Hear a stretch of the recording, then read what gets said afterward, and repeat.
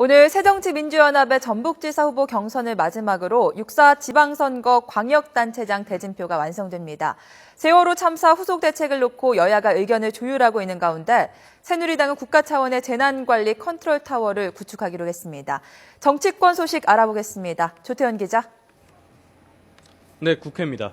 네, 오늘로 지방선거에 나서 여야의 광역단체장 후보 모두 확정되는군요. 네, 그렇습니다. 새정치민주연합은 오늘 오후에 전북지사 후보 선출을 위한 경선을 진행합니다. 전북지사 후보에는 강봉균 전 재정경제부 장관과 유성엽 의원, 송하진 전 전주시장 등 3명이 출사표를 던졌습니다. 경선은 100% 공론조사 방식으로 진행되고 결과는 오후 5시쯤 나올 예정입니다. 오늘 새정치연합의 전북지사 후보가 결정되면 지방선거에 나설 여야의 17개 광역단체장 후보가 모두 확정됩니다. 어제 서울시장 후보로 정몽준 의원을 선출한 새누리당은 오늘 지방선거 선대위 출범과 함께 당 조직을 선거체제로 전환합니다. 선대위는 당대표와 전현직 원내대표, 신임 당대표 후보군 등 당내 인사와 그리고 지난 19대 총선 당시 공천위원이었던 한영실 전 숙명여대 총장 등 7인 공동위원장 체제로 운영됩니다. 또 당 정책위는 지방선거 공약을 발표하고 오후엔 17개 광역단체장 후보들에게 공천장을 수여하면서 본격적인 선거전에 돌입합니다. 네, 세월호 참사 후속 대책 마련도 시급할 텐데 여야의 움직임 어떻습니까? 네, 새누리당은 대형 안전사고가 발생하는 것을 막기 위한 국가 차원의 통합 재난 컨트롤 타워를 구축하기로 했습니다.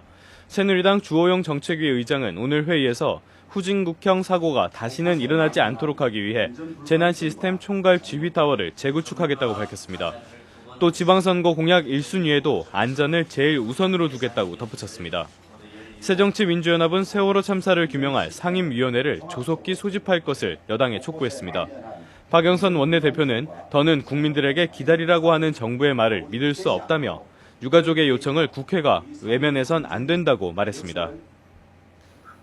네, 야당은 오늘 미래창조과학 방송통신위원회 소집하기로 했다고요? 네, 그렇습니다. 새정치민주연합은 최근 KBS의 세월호 참사 보도를 둘러싼 논란, 이 논란을 추궁하기 위해서 미방위 전체 회의를 오후에 소집했습니다.